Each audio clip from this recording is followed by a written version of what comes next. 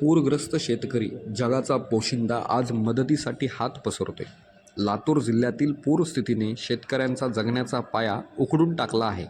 शेतं वाहून गेली, घरे कोसळली, जनावरे वाहून गेली आणि संसार उघड्यावर आला. ही केवळ नैसर्गिक आपत्ती नाही, तर आपल्या प्रशासनाच्या आणि समाजव्यवस्थेच्या उदासीनतेचा आरसा आहे.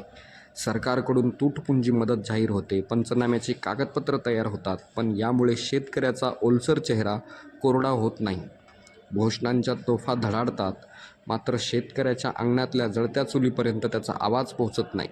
प्रश्न विचारायलाच हवा, फक्त निवडणुकीच्या वेळी शेतकरी राजा म्हणून गौरवणारे नेते आज कुठे दडून बसलेत? उद्योगपतींची उंच साम्राज्य, दिवसाला कोटींचा खेळ, पण संकटात सापडलेल्या शेतकऱ्याच्या घरट्यासाठी मदतीचा हात पुढे करण्याची त्यांची तयारी का नाही? CSR फंडाचा हिशोब जाहिरातीत झळकतो, पण पूरग्रस्त शेतकऱ्यांच्या अश्रूमध्ये तो का दिसत नाही?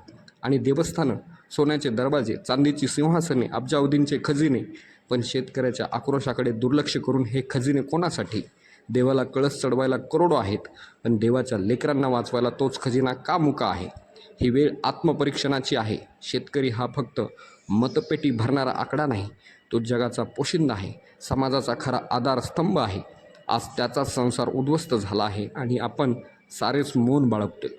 हे मौन जर कायम राहिले तर शेतकऱ्याचा संताप ज्वालामुखी होऊन उफाळेल. त्यावेळी या उदासीन समाजाला ह्याची किंमत चुकवावी लागेल. त्यातूनच आता दिवाळी, मुलांची फीस, मुलीच्या लग्नासाठी काढलेले कर्ज, मुलीच्या बाळंतपणाचा खर्च, हे सगळं आवासून उभे आहे.